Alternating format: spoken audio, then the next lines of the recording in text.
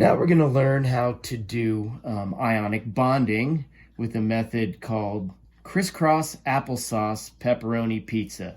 Thank you, Dr. Leduc, for giving that little name. So, easy way to do this. First of all, if the charges match, easy peasy. You don't have to do anything. You just put them together, and we'll demonstrate that in a minute. The problem you have is if the charges don't match, you're going to have to crisscross applesauce it. Goofy name, but it'll help you remember it.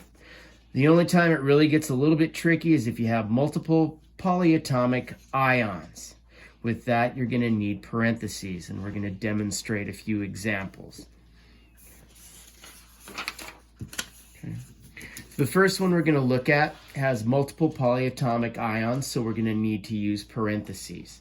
So we have an ammonium ion and a carbonate ion. So for the crisscross applesauce, just going to crisscross. We're going to bring down the superscripts, or the charges. So what this tells me is I'm going to need one carbonate ion, and I'm going to need 2 ammonium ions. Okay. So I'm going to go ahead and do my parentheses. Since I need 2 of those, I'll put a subscript of 2 right there. And then since I don't need a subscript because I have a 1 right there, I have a CO3 right there. So I just write it as it is. Okay. So the next one we're going to do is a little bit easier. We have multiple monoatomic ions, so we don't need any parentheses at all. So once again, we're going to do crisscross applesauce. I'm going to bring that down, so I'll need 2 sodium ions for every carbonate ion. So I'll go Na2CO3. Okay. Go on to a few more examples. We're going to do some. These are going to be just like the sodium one. We have potassium, which is a +1, with a carbonate, which is -2 again. So we'll crisscross applesauce it. And I need 2 potassium ions, so it's K2CO3. Okay, when they cancel it out, you don't need to write the superscripts with the charges anymore because they've canceled out. Okay. The next one we're going to look at is going to become important in a couple of chapters when we start talking about acids and bases.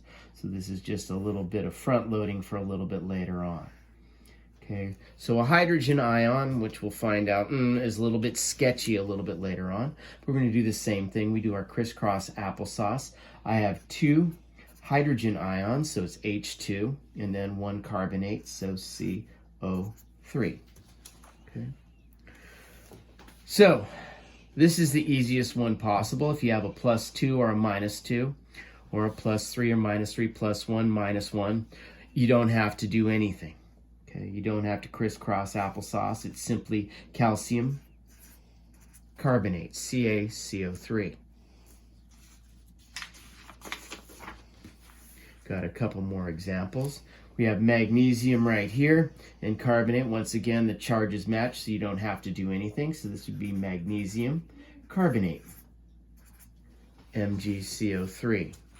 So with this one, everything's going to be messed up. This is aluminum carbonate. You might have seen that with the examples I posted yesterday. If you were looking through the constructive formula, I put that one in there. So let's go ahead and take a look. So we're going to have to do crisscross applesauce. So I'll go ahead and do that. I'll bring down our superscripts, or our charges. So we're going to need 2 aluminums. Aluminum's monoatomic, so we don't have to do anything other than just put Al, and then put a subscript of 2 for the 2 aluminum ions.